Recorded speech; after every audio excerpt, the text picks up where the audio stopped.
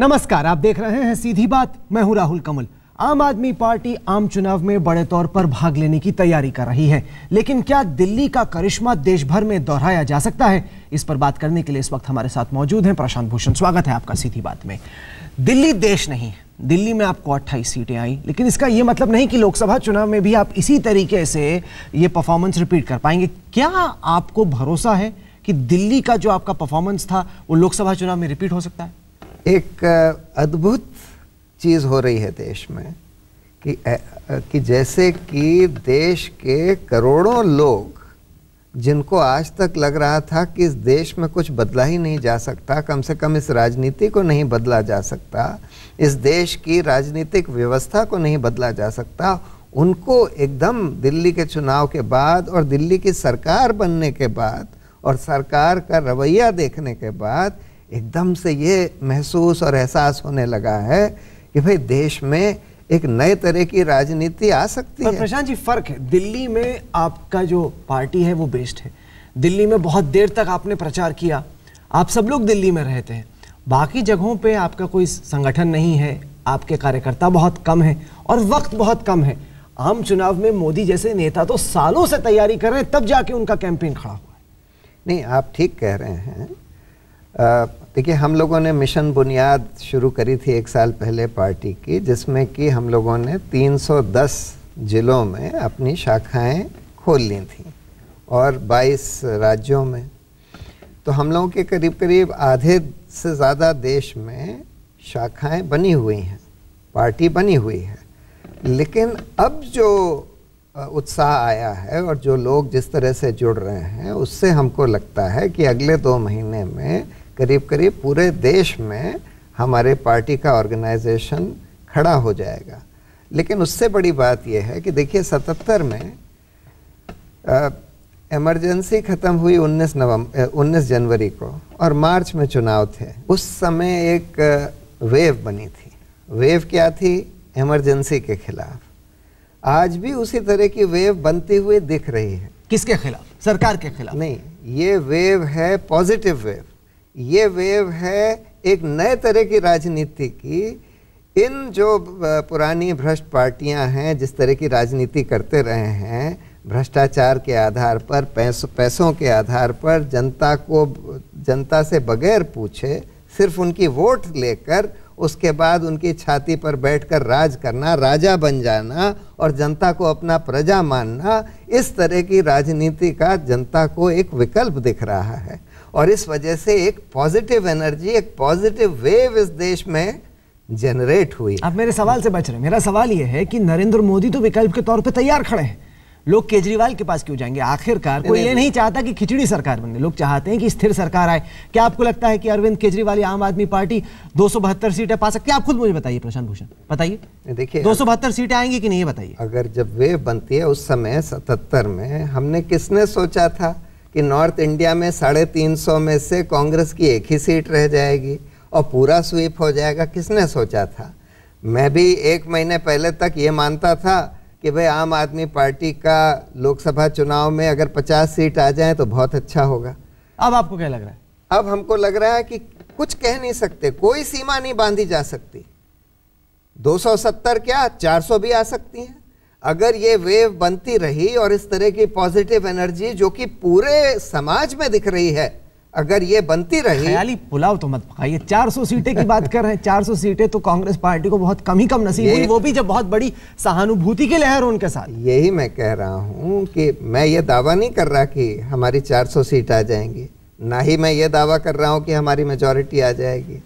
मैं तो ये कह रहा हूं कि अगर आम आदमी पार्टी की 50 सीट भी आ जाएं तब भी काफ़ी अच्छा शोइंग होगा पहली बार। लेकिन आज जिस तरह की लहर बनती हुई दिख रही है, जिस तरह का उन्माद, जिस तरह की आशा पूरे देश में दिख रही है, एक पॉजिटिव राजनीति। 50 सीटें आ भी गई तो सरकार तो नहीं बनेगी आपकी, फिर खिचड़ी सरकार बनेगी। आप होगे जयललिता पे डिपेंडेंट, आप होगे मुलायम पे, मायावती पे, ममता बनर्जी पर, तो फिर वही होगा जो मनमोहन सिंह के साथ हुआ। वो भी तो बेचारे शरीफ इंसान है। देखिए, हम तो इसलिए नहीं आए हैं कि हम सरकार बना लें। हम इसलिए भी, हमारी पार्टी का जन्म इसलिए नहीं हुआ है कि हम राहुल गांधी मोदी का चेहरा बदलकर अरविंद केजरीवाल को प्रधानमंत्री बना दें। हमारी पार्टी का तो गठन और जन्म सिर्फ इसलिए हुआ है कि इस राजनीतिक व्यवस्था को बदलना है, ऐसी व्यवस्था इस देश में कायम करनी है जिसमें आम आदमी ही राजा हो। आप नेता बन गए प्रशांत जी, मैं सवाल पूछता हूं, दूसरा आप जवाब देते हैं। दूसरा मैंने आपसे पूछा कि क्या आपको लगता है कि आम आदमी पार्टी की 2014 के चुनाव में सरकार बन सकती है, हाँ या ना? हाँ या ना? बन सकती है, बन सकती है। अगर ये लहर जो बन रही है, अगर ये बनती रही तो बन सकती है। आपको लगता है कि 272, नरेंद्र मोदी को भी नहीं लगता 272, वो मिशन 272 कहते हैं, आपको लगता है कि आप बीजेपी कांग्रेस दोनों से आगे निकल जाएंगे? अब ये फर्क समझना जरूरी है। नरेंद्र मोदी कांग्रेस का एक विकल्प है, ठीक है। वो एक कांग्रेस के खिलाफ जो फीलिंग है, उनके भ्रष्टाचार के खिलाफ, उसमें अपने आप को प्रोजेक्ट कर रहे हैं कि भाई मैं उनसे बेहतर ऑल्टरनेटिव हूं, ठीक है। लेकिन आम आदमी पार्टी के लिए जो एक आस्था बनी है, जो एक आशा बनी है, वो एकदम फर्क तरह की है। वो उसी तरह की लहर है जो कि उस समय 77 में इमरजेंसी के खिलाफ थी, लेकिन ये एक पॉजिटिव लहर बन रही, एक पॉजिटिव लहर की एक स्वच्छ राजनीति, एक ऐसी राजनीति जिसमें कि आम आदमी ही राजा हो और ये लोग जो हैं, जो चुने हुए लोग हैं, ये सेवक हों, सेवक की तरह दिखें, सेवक की तरह काम करें। कमाल की बात है, आप सेवक बनने की बात कर रहे हैं। मैं देख रहा था तस्वीरों में 001, मौका मिलते ही आम आदमी पार्टी के तमाम मंत्री वीआईपी गाड़ियों में बैठने लगे, बड़े बड़े बंगलों में रहना चाहते हैं, वीआईपी गाड़ियों का नंबर प्लेट लगा के घूम रहे दिल्ली भर में।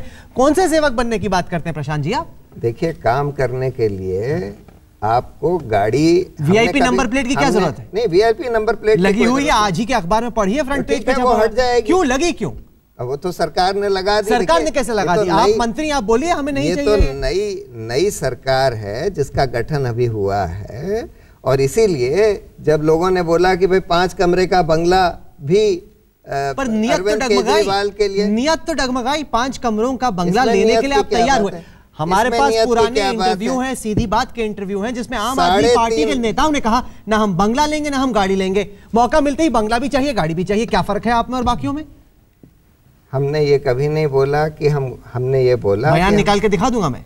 अच्छा, आप दिखाइएगा। अगर किसी ने बोला होगा तो हो सकता है कि उस समय उनकी पूरी समझ नहीं रही होगी। कमाल की बात है, कांग्रेस बीजेपी भी तो यही कहते हैं, कांग्रेस बीजेपी भी तो यही कहते हैं प्रशांत जी, समझ नहीं थी अब समझ आ गई। कमाल की बात, आपने कहा कि हम ना गाड़ी लेंगे ना बंगला, अब गाड़ी भी चाहिए बंगला भी चाहिए। हमारा बिल्कुल साफ कहना था कि हम इस वीआईपी कल्चर के खिलाफ हैं। वीआईपी कल्चर क्या है?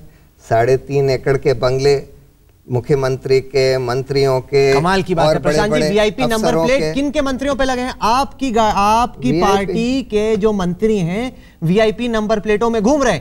उठा के कोई गाड़ी देख लीजिए, आज बड़ी बड़ी गाड़ियों में घूम रहे। देखिए, हमने बोला था कि ऐसी गाड़ी नहीं होनी चाहिए जिसमें कि लाल बत्ती लगी हो, जिसकी वजह से ट्रैफिक रोका जाए, जिसकी वजह से आप लाल बत्ती के थ्रू भी निकल जाएं। वीआईपी नंबर प्लेट, अगर कोई ऐसी नंबर प्लेट है जो कि लाल बत्ती के थ्रू निकल जाती है, मैंने तो कभी नहीं सुना कि कोई नंबर प्लेट में नहीं, वीआईपी कल्चर का हिस्सा है वीआईपी नंबर प्लेट। नहीं, वो ठीक है, वो भी हट जाएगी। वो लगी क्यों? लगी क्यों? मुझे नहीं मालूम कि किसने लगा दी। सिसोदिया की गाड़ी में लगी है, बैठे हुए हैं अंदर मंत्री जी। ठीक है, लगा दी होगी, हट जाएगी।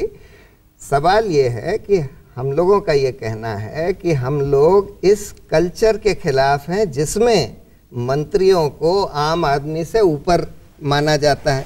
मंत्रियों को काम करने के लिए मिनिमम सुविधाएं चाहिए, उनको घर चाहिए, उनको हर वादा हर दावा अब तक आम आदमी पार्टी के नेताओं ने जो किया उससे आप मुकरे। पहले आपने कहा हम पार्टी नहीं बनाएंगे, पार्टी बनाई। किसी भी पार्टी से गठजोड़ नहीं करेंगे, गठजोड़ किया। ऑफिशियल बंगले में नहीं जाएंगे, गाड़ी नहीं लेंगे, अब ले रहे हैं। जनता भी सोचती कि क्या वाकई में आम आदमी पार्टी कांग्रेस और बीजेपी से अलग है? देखिए, ये बात सही है कि पहले हम पार्टी नहीं बनाना चाहते थे, हम चुनाव नहीं लड़ना चाहते थे। हमने ये माना था कि जब जनता का उभार होगा जन लोकपाल बिल के समर्थन में, तो सरकार को, संसद को मानना पड़ेगा। बहाने आपके सुन चुके हैं हम, लेकिन जो मौकाटेरियन राजनीति कांग्रेस और बीजेपी करती है, हूबहू वही मौकाटेरियन राजनीति आप कर रहे हैं। हमने तो कांग्रेस का कोई समर्थन नहीं मांगा था। उन्होंने अपने आप अनाउंस किया कि वो बाहर से समर्थन देंगे। सवाल ये आया, राज्यपाल ने हमको बुलाया सरकार बनाने के लिए, तो बहुत सारे लोगों के मैसेजेस आए कि भाई आपको सरकार बनानी चाहिए। तो फिर हमने तय किया कि भाई हम जनता की राय लेंगे। अभी अरविंद केजरीवाल कह रहे हैं कि मैं पीएम नहीं बनना चाहता, मैं चुनाव नहीं लड़ूंगा। कल आप एसएमएस पोल करवा लेंगे, क्या अरविंद केजरीवाल को चुनाव लड़ना चाहिए? जवाब आएगा हाँ लड़ना चाहिए, फिर लड़ लिया अरविंद केजरीवाल चुनाव। तो कोई तो जुबान की बात होती है, आपकी विश्वसनीयता का सवाल है। हर चीज बोलते हैं, अगले दिन जब मौका आता है, जरूरत पड़ती है, पलट जाते हैं। देखिए, कई डिसीजंस जो हैं परिस्थितियों के हिसाब से बदलते हैं। कांग्रेस बीजेपी इसी को मौका परस्त राजनीति कहते हैं। नहीं, इसको मौका परस्त राजनीति नहीं कहते। मौका परस्त राजनीति वो होती है जिसमें कि आप अपने निजी फायदे के लिए कोई मुख्यमंत्री कौन बना, निजी फायदा ही तो हुआ, और क्या हुआ? मंत्री कौन बना, लाल बत्ती किसको मिली, गाड़ी किसको मिली, बंगला किसको मिला? निजी फायदा तो हुआ, आप ही का तो निजी फायदा हुआ, आपकी पार्टी के सदस्यों का। देखिए, अरविंद केजरीवाल तो बड़ी अच्छी नौकरी में थे, इनकम टैक्स की नौकरी के। अब पहले बाबू थे, अब सीएम है, सीनियर अफसर थे। ठीक है, उनको खूब अच्छा बड़ा बंगला मिलता, अब तो बहुत सीनियर अफसर बन गए होते। उनको खूब अच्छी गाड़ी मिलती। अगर गाड़ी बंगले के लिए ही ये सब अपने जिंदगी के 10 साल लगाने थे, सड़कों की धूल छांटनी थी, तब तो फिर वो उससे आसानी से अपने अफसर पद पर बने रहकर कर सकते थे। अरविंद केजरीवाल ने अपने ज़िंदगी के 10 साल, अपना सारा पैसा, अपना पूरी ज़िंदगी दांव पर लगा दी है, इसलिए कि इस देश में एक बेहतर राजनीति, एक ऐसी राजनीति जो जनता से पूछकर, जनता की इच्छा के हिसाब से जो सरकार चले, वो बनाने में। पूछता हूं, क्या अरविंद केजरीवाल लोकसभा का चुनाव लड़ेंगे? देखिए, मैं बाद में क्लिप निकाल के चलाऊंगा जब घोषणा होगी कि वो लड़ने वाले। जरूर चलाइएगा, तो सोच के जवाब दीजिए। जरूर चलाइएगा। अरविंद केजरीवाल ने बोला है कि वो नहीं लड़ना चाहते, उनका कोई इरादा नहीं है लड़ने का। सुना हमने बयान। हाँ, लेकिन हमारी पार्टी की नेशनल एग्जीक्यूटिव की मीटिंग हुई थी कल और आज ये फैसला हुआ है कि ये फैसला पार्टी करेगी, अरविंद केजरीवाल खुद नहीं करेंगे निजी तौर पर, और पार्टी फैसला करेगी 1-2 महीने के अंदर। कमाल की बात है, मोदी कहते हैं मैं पीएम नहीं बनना चाहता, लेकिन बीजेपी के कार्यकर्ता मजबूरन मुझे पीएम बना रहे हैं। राहुल गांधी पीएम पद के उम्मीदवार नहीं बनना चाहते, कांग्रेस के कार्यकर्ता जबरन उनको बना रहे हैं। अरविंद केजरीवाल चुनाव नहीं लड़ना चाहते, आम आदमी पार्टी जबरदस्ती उन्हें लड़वाएगी। क्या फर्क है आप तीनों में, बताइए। देखिए, ये फर्क है, बहुत बड़ा फर्क। क्या फर्क है? बहुत बड़ा फर्क है। आम आदमी पार्टी का कोर विजन जो है वो इस व्यवस्था को बदलने का है, यानी कि जो आज राजनीतिक सिस्टम चला हुआ है, जिसमें कि आम आदमी जो है सिर्फ 5 साल में एक बार वोट देता है और उसके बाद सारी सत्ता इलेक्टेड रिप्रेजेंटेटिव्स के हाथ में चली जाती है, और वो जनता से बगैर पूछे और कई बार बड़ी बड़ी कंपनियों के इन्फ्लुएंस में सारे फैसले करते हैं। वो व्यवस्था बदलनी चाहिए, यानी कि जो इलेक्टेड रिप्रेजेंटेटिव्स हैं, जो चुने हुए नुमाइंदे हैं, उनकी पावर कम करके आम आदमी के हाथ में ट्रांसफर करनी चाहिए। उसमें से एक तरीका है रेफरेंडम का। हाँ। आपने हाल में दिल्ली में रेफरेंडम कराया, आपका एक पुराना बयान है कि कश्मीर में भी रेफरेंडम होना चाहिए। अब आपकी पार्टी राष्ट्रीय जा रही है, तो सवाल तो ये पूछे जाएंगे, क्या आपको प्रशांत भूषण आज भी ये लगता है कि कश्मीर में रेफरेंडम होना चाहिए इस मुद्दे पर कि क्या कश्मीर के लोग भारत से जुड़े रहना चाहते हैं या नहीं? देखिए, मैंने जो अपना उस पर बयान दिया था उसको बहुत मिसइंटरप्रेट किया गया है। मैंने ये साफ साफ बोला था, और आज अच्छी तरह से पूरे देश को समझ लेना चाहिए कि कश्मीरी लोगों का दिल जीतने की ज़रूरत है। कश्मीर में बहुत एलियनेशन हो गया है, प्राइमरीली इस वजह से क्योंकि वहाँ पर आर्मी को इंटरनल सिक्योरिटी के लिए उनकी इच्छा के खिलाफ रखा गया है।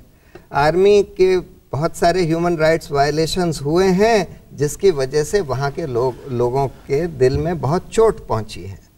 उनके दिलों को जीतना बहुत ज़रूरी है। सीधा सवाल मैंने पूछा कि क्या कश्मीर में रेफरेंडम होना चाहिए? अगर आम आदमी पार्टी की सरकार बनी, भारत से जुड़ा रहना चाहिए, यानी इस पे रेफरेंडम कराएंगे कि नहीं आप? नहीं, भारत से जुड़ा रहना तो हमारे, भारत से अलग होना तो हमारे संविधान के खिलाफ है। ठीक है, हमारी पूरी कोशिश ये होनी चाहिए कि संविधान के भीतर कश्मीर के लोगों की इच्छा के हिसाब से वहाँ पर आर्मी रहे कि ना रहे, वो कश्मीर की इच्छा, मतलब इंटरनल सिक्योरिटी के, एक्सटर्नल डिफेंस के लिए तो भारत यानी कि पूरा देश तय करेगा, वो देश की सरकार तय करेगी।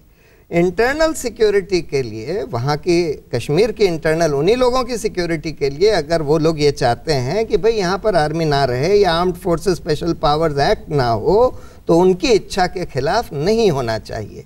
लेकिन उसके लिए रेफरेंडम कराएंगे, उसके लिए रेफरेंडम कराया जा सकता है, लेकिन जहां तक हिंदुस्तान से अलग होने की बात है वो तो संविधान में परमिटेड नहीं है। हमारे संविधान में मैंने तो ये बोला था कि सुरक्षा की जिम्मेदारी कौन लेगा? वहां पे जो आतंकवादी आते हैं, घुसपैठिए आते हैं, पाकिस्तानी सेना घुस आती है, वो तो ठीक है, उसके लिए तो आप सिक्योरिटी रख सकते हैं, आर्मी रख सकते हैं। आपने तो बोला कि जनता से पूछे कि आर्मी चाहिए कि नहीं, जनता ने बोला कि आर्मी हटा दीजिए। प्रशांत भूषण गृह मंत्री ने आर्मी हटा दी, पाकिस्तान के घुसपैठिए आके बैठ गए, किसकी जिम्मेदारी हुई सर बताइए? एक्सटर्नल डिफेंस के लिए तो आप आर्मी को बिल्कुल रख सकते हैं, घुसपैठिए तो रखना ही पड़ेगा। कश्मीर के अंदर भी है। एक्सटर्नल डिफेंस क्या होता है? एक्सटर्नल डिफेंस, इंटरनल डिफेंस वहां पे एक ही है। नहीं, देखिए, अगर आप कश्मीर के लोगों की सुरक्षा के लिए आप ये कहते हैं कि भाई आर्मी की ज़रूरत है, अनलेस ऐसी सिचुएशन है कि वहाँ पर माइनॉरिटी मेजॉरिटी की बात हो गई है कश्मीर के अंदर, यानी कि अगर माइनॉरिटी के राइट्स का वहाँ हनन हो रहा है, तब तो ठीक है कि आप मेजॉरिटी, क्योंकि हिंदुस्तान के संविधान में माइनॉरिटी के राइट्स भी प्रोटेक्टेड हैं। मैं सीधा सवाल पूछ रहा हूं, आप सीधा जवाब दे नहीं पा रहे। बिल्कुल सीधा ही जवाब दे रहा हूं। रेफरेंडम होना चाहिए कश्मीर में कि सेना रहे ना रहे। आप रेफरेंडम में जनता ने कहा कि आप हटा लीजिए सेना, वहां पे कल पाकिस्तानी सेना आके बैठ जाए, एक और कारगिल हो जाए, जिम्मेदारी आप लेंगे?